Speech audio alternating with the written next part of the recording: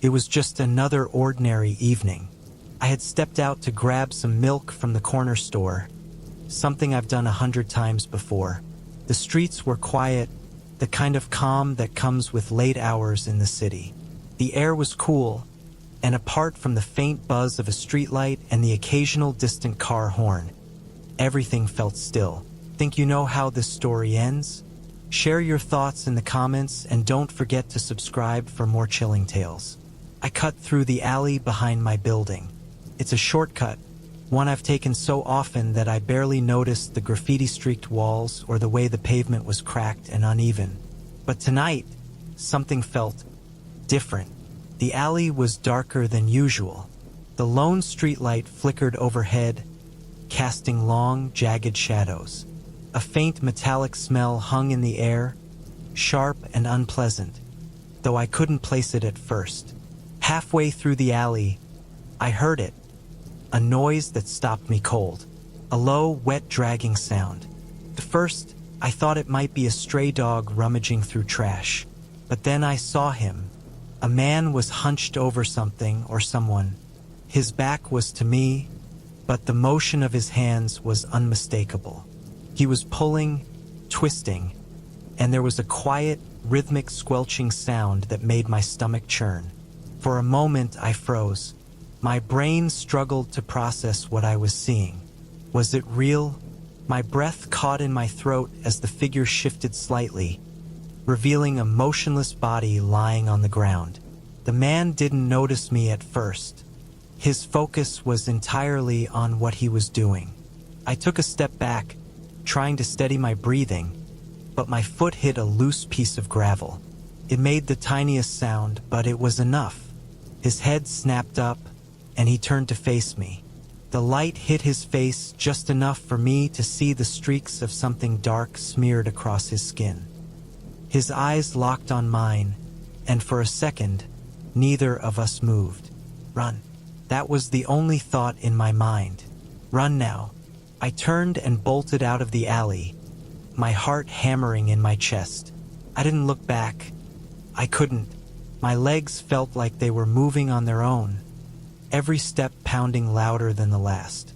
When I reached my building, I fumbled with the keys, my hands trembling so badly I almost dropped them. I slammed the door shut behind me and leaned against it, gasping for air. My mind was racing. What did I just see? Was it really what I thought it was? I wanted to call the police, but my phone was still in my pocket, untouched. I couldn't make myself pull it out. What would I even say? And then, through the tiny peephole in my door, I saw movement. He was there, standing at the end of the street, just outside the range of the flickering streetlight. He wasn't moving, just watching. I stepped away from the door, my heart pounding so loudly it felt like it might burst. My mind screamed at me to hide, to turn off all the lights, but my body was frozen in place. He knows I saw him, and now he knows where I live. I stood there, frozen, staring through the peephole at the figure on the street. He hadn't moved. The light flickered above him, catching just enough to show his silhouette. Was he waiting, watching, or was he planning something worse?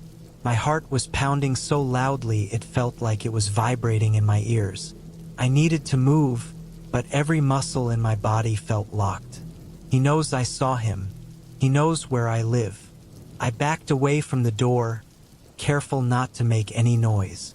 My mind raced through options. Should I call the police? But what would I say?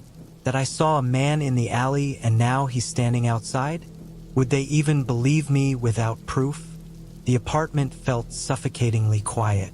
I turned off the lights, then grabbed my phone and crouched by the window, peeking through the edge of the curtain. The street outside was dim, and I couldn't see him anymore. But just because I couldn't see him didn't mean he was gone. That night, sleep wasn't an option.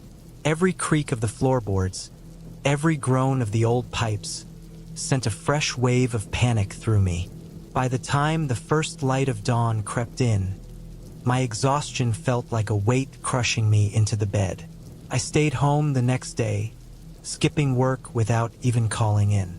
I couldn't shake the image of his face, the way his eyes had locked on mine. I tried to convince myself that maybe he wasn't outside anymore, that maybe I was overreacting. But every time I looked at my front door, I felt that same dread creeping back. Then I heard the knock. It wasn't loud, but it echoed through the silence of my apartment like a gunshot. My breath caught. I froze, listening. Another knock, more insistent this time.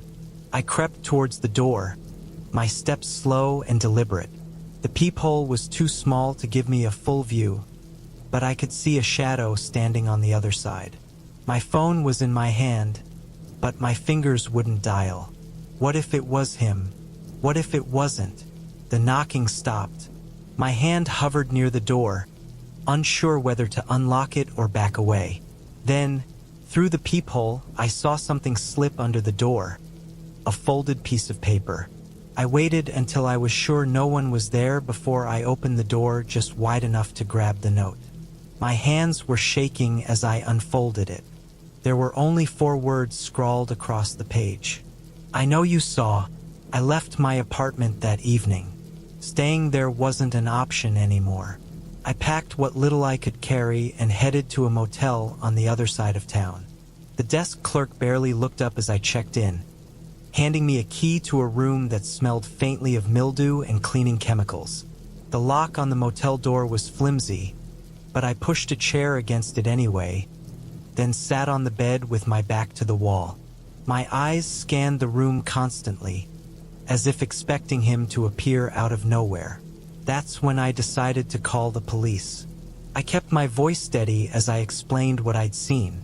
The officer on the other end of the line sounded skeptical, but he said they'd send someone to check the alley. I didn't tell them where I was staying, just in case. Hours passed.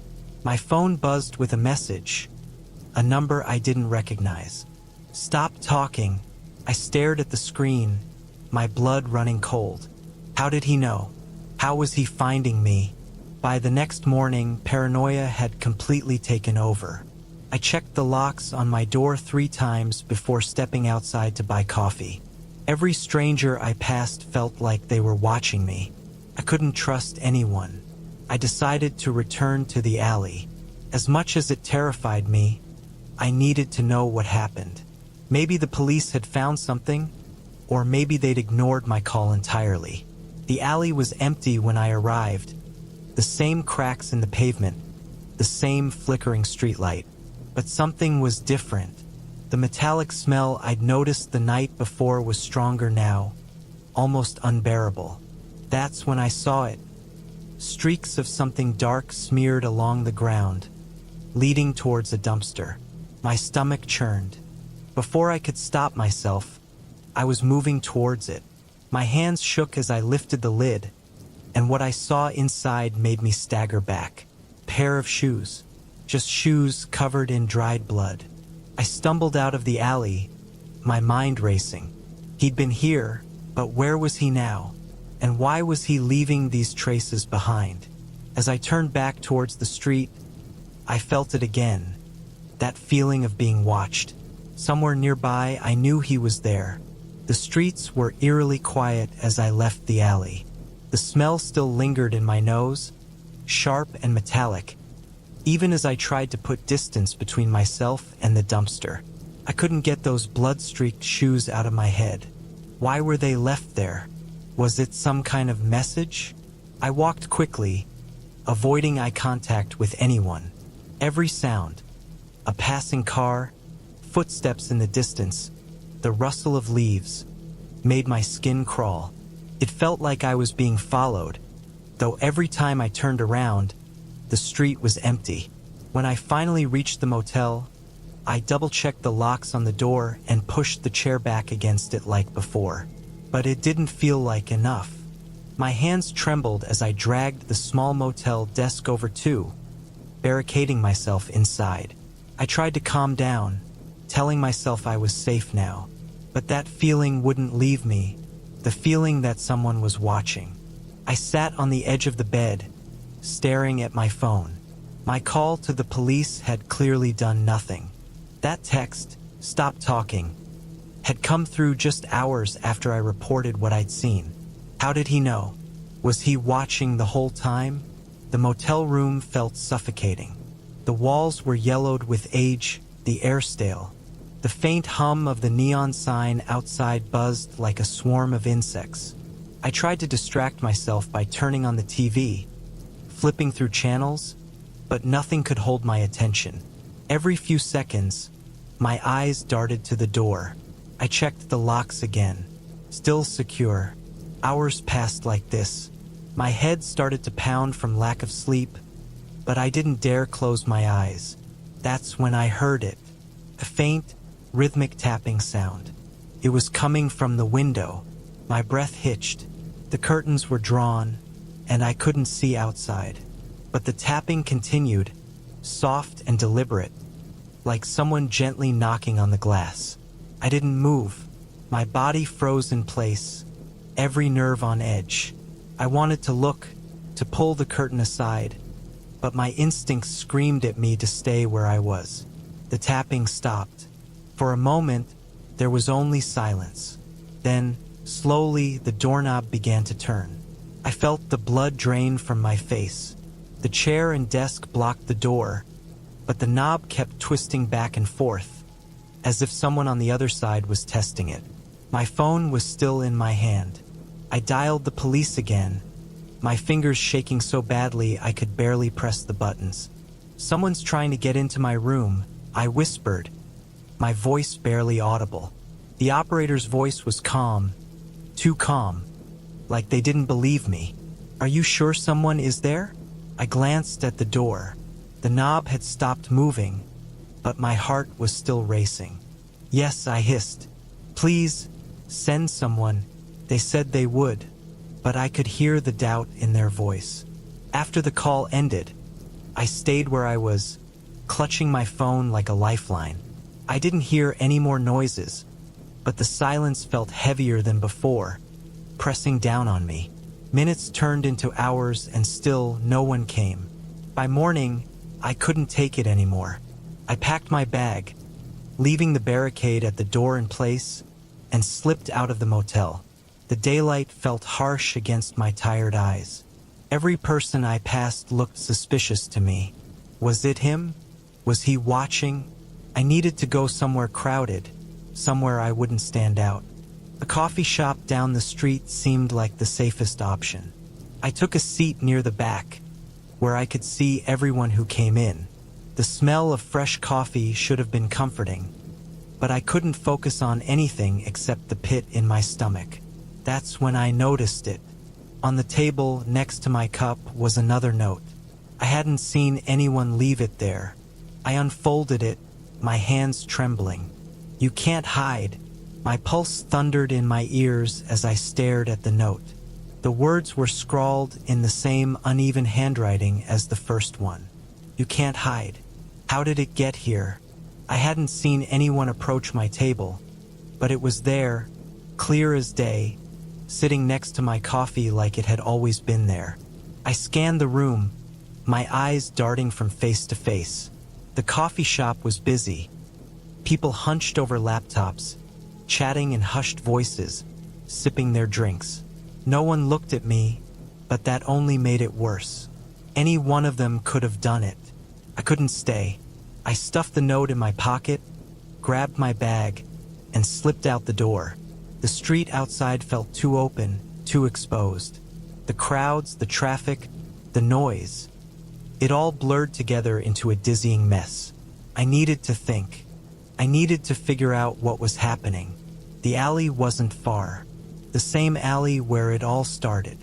Part of me knew it was a stupid idea to go back. But I had to. Maybe I'd missed something the first time.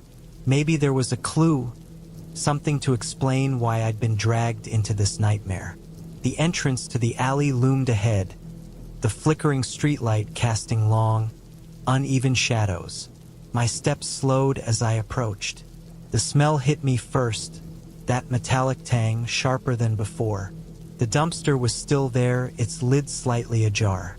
I forced myself to walk closer, my stomach churning. The blood-streaked shoes were gone, but something else caught my eye. A smear of red leading away from the dumpster, disappearing into the shadows. The air felt heavier, colder. Every instinct screamed at me to turn around, but I couldn't. The smear led to a side door in one of the buildings lining the alley. It was slightly open, the metal surface scratched and dented, like it had been forced. I hesitated, my hand hovering near the door. The sound of my own breathing felt too loud. Slowly, I pushed it open. The hallway inside was dark, lit only by a single flickering bulb hanging from the ceiling. The walls were damp, streaked with grime, and the faint smell of decay clung to the air. I stepped inside, my footsteps echoing against the concrete floor. "Hello!" My voice sounded small, swallowed by the silence. No answer. The hallway stretched ahead, leading to another door at the far end. It was closed, but faint noises came from the other side. A soft shuffling sound, like something or someone moving. I should have left. Every part of me knew it. But my feet kept moving, one step at a time, until I was standing in front of the door. My hand shook as I reached for the handle. The door creaked open, revealing a room that made my blood run cold. It was empty except for a single chair in the center. Ropes dangled from its arms, and the floor around it was stained dark. A faint, rhythmic drip echoed in the silence. On the wall opposite the chair, a message was scrawled in what looked like blood. "I see you." The air left my lungs in a rush. My hands trembled as I backed away, the door swinging shut behind me with a loud clunk. That's when I heard it. Footsteps. They were coming from somewhere behind me, slow and deliberate, the sound bouncing off the walls. I turned and ran. My heart felt like it might burst as I sprinted down the hallway, the sound of the footsteps growing louder, closer. Bursting through the door to the alley, I stumbled back into the street. The daylight hit me like a slap, but I didn't stop running. I didn't look back. I made it back to the motel, my lungs burning and my legs shaking so badly I could barely stand. The desk clerk gave me a strange look as I passed, but I didn't care. Once inside my room, I locked the door and shoved the desk and chair back into place. My hands fumbled as I pulled my phone from my pocket. I needed help. Anyone who could tell me what to do. But before I could dial, my phone buzzed. A message. "I'm closer than you think." My blood turned to ice. I dropped the phone and backed away, my eyes darting to the door. Then I heard it again. The doorknob twisting. The twisting of the doorknob stopped, leaving a silence so thick it felt like it could suffocate me. My body was pressed against the wall, heart hammering, eyes fixed on the door. I couldn't move. My phone was still lying on the floor where I dropped it, the message glowing on the screen. "I'm closer than you think." Then the knocking started. Soft at first, almost polite, then harder, more insistent, like whoever or whatever was on the other side was done waiting. "Who's there?" My voice came out shaky, barely louder than a whisper. No answer. The knocking stopped again, and for a moment, there was only silence. Then came a sound that chilled me to the core, the slow scrape of something sharp dragging against the wood of the door. A low, steady sound, deliberate and unrelenting. I backed away, my breath coming in short, shallow gasps. There was no way out. The window was too small to climb through, and even if I could fit, I'd be an easy target once I was outside. My only option was to hide. I grabbed the motel's flimsy blanket and threw it over myself as I crouched under the bed, pulling my knees to my chest. The space was cramped, dusty, and reeked of stale carpet, but it was the only place I could think of. I held my breath as the door creaked open. I couldn't see much from under the bed, just a pair of worn boots stepping into the room. They were caked in mud, with something dark smeared across the edges. Blood. The boots moved slowly, each step deliberate, as if the person wearing them was savoring the moment. My chest burned from holding my breath, but I didn't dare let it out. The boots stopped near the bed, close enough that I could see the edge of a long, jagged blade hanging by their side. It glinted faintly in the dim light. I squeezed my eyes shut, willing myself to disappear, but the sound of my own pulse felt deafening, like it would give me away. The figure knelt down. I felt a rush of panic so intense that I thought I might pass out. Then, the sound of a phone ringing shattered the silence. Not mine. His. The boots straightened, and I heard him answer, his voice low and gravelly. I couldn't make out the words, but his tone was sharp, irritated. A few seconds later, he hung up. The boots moved again, this time towards the door. I heard it close softly behind him. For a long time, I didn't move. When I finally crawled out from under the bed, my body was shaking so badly I could barely stand. My mind raced with questions. Who had called him? Why had he left? But one thing was clear, he'd been here. He'd found me. I had to leave. I grabbed my bag and ran out of the motel, not caring who might see me. The night air hit me like a slap, cold and sharp. The streets were mostly empty, the occasional car passing by. I didn't have a plan. All I knew was that I needed to get as far away as possible. I ended up at the train station. It was mostly deserted at this hour, the fluorescent lights casting a harsh glare on the empty benches. I bought a ticket for the first train out of the city. I didn't care where it was going. The platform was quiet, except for the faint hum of the vending machines and the occasional crackle of the PA system. I sat on a bench, clutching my bag, my eyes darting to every shadow. A train pulled in, its brakes screeching. The doors slid open with a soft hiss, and I stepped inside, finding a seat near the back. The carriage was almost empty, just a few tired-looking passengers scattered throughout.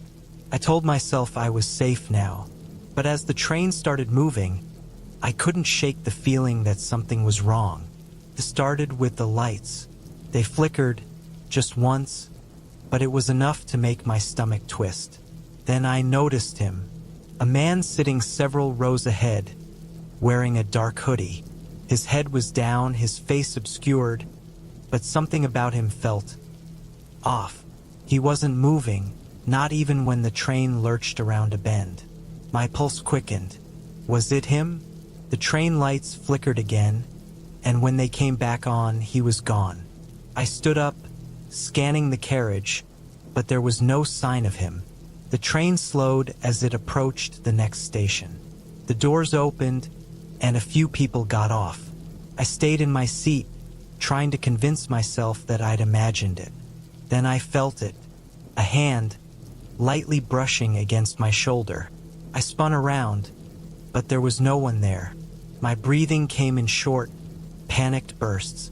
My reflection in the train window stared back at me, wide-eyed and pale. But behind it, I saw something else. A shadow moving towards me. The train pulled into the next station, its brakes screeching loudly enough to jolt me from my frozen state. My eyes darted around the carriage, scanning every shadow, every corner, but the figure was gone. Or maybe he'd never been there at all. I couldn't trust my own mind anymore. Every sound, every flicker of movement seemed like a threat. My fingers trembled as I gripped my bag, waiting for the train doors to open. When they finally did, I bolted. The station was nearly empty, the fluorescent lights buzzing faintly overhead. I stumbled up the stairs to the street, the cool night air hitting me like a slap. But it didn't feel like freedom. The city felt different now. Every corner held a shadow too dark, every passerby a potential threat. I couldn't shake the feeling that he was still there, somewhere watching. I found myself wandering, unsure where to go. The streets blurred together, my exhaustion dragging me down like an anchor. Somehow, I ended up back where it all started, near the alley. It wasn't intentional, at least I don't think it was. But standing there, looking at the entrance, I felt a pull, like I needed to confront it, whatever it was. The alley looked the same as before. The graffiti, the cracks in the pavement, the faint glow of the flickering streetlight. But it felt heavier, like the walls were closing in. I took a step forward. The smell hit me first, metallic and sharp, stronger than ever. My stomach twisted, but I kept moving. The dumpster was still there, the lid slightly ajar. My breath caught as I approached it, half expecting to find something worse than the shoes this time. But it was empty. I turned, scanning the shadows, my heartbeat loud in my ears. And that's when I heard it. A soft chuckle. It came from deeper in the alley, low and menacing, like it was meant just for me. Looking for something? The voice sent a chill down my spine. It was him, I knew it, but I couldn't see him. The shadows seemed to shift, closing in, swallowing the edges of the alley. My legs felt like lead, my body frozen in place. "What do you want?" I managed to whisper, my voice barely audible. Another chuckle, closer this time. "To see how far you'd go." My instincts kicked in and I turned to run. But before I could take a step, a hand clamped down on my shoulder. I screamed, twisting away, but there was no one there. Just the empty alley, silent and still. I stumbled out into the street, gasping for air, my vision swimming. My mind raced. Was he real? Was any of this real? A car honked, snapping me back to reality. I was standing in the middle of the street, drawing confused looks from the few late-night drivers passing by. I ran again, not caring where I was going, just needing to get away. Hours later, I found myself in a diner. The smell of burnt coffee and stale grease filled the air, but it felt safer than being alone outside. I sat in a booth near the back, my hands still shaking. The waitress brought me a cup of coffee, giving me a curious look. "Rough night?" she asked. I nodded, unable to form words. She left, and I stared at the coffee in front of me, my mind replaying everything that had happened. The alley, the notes, the train, the voice. It all felt like a nightmare I couldn't wake up from. And then I saw it, on the napkin next to my cup, written in the same uneven scrawl as before. "See you soon." The coffee spilled as I knocked the cup over, my hands trembling. I bolted out of the diner, the bell above the door jangling as I pushed through. The street was empty, but I knew he was out there, somewhere, and he wasn't finished. Ready for more chills and mysteries? Subscribe and turn on the bell. You never know what story is coming next.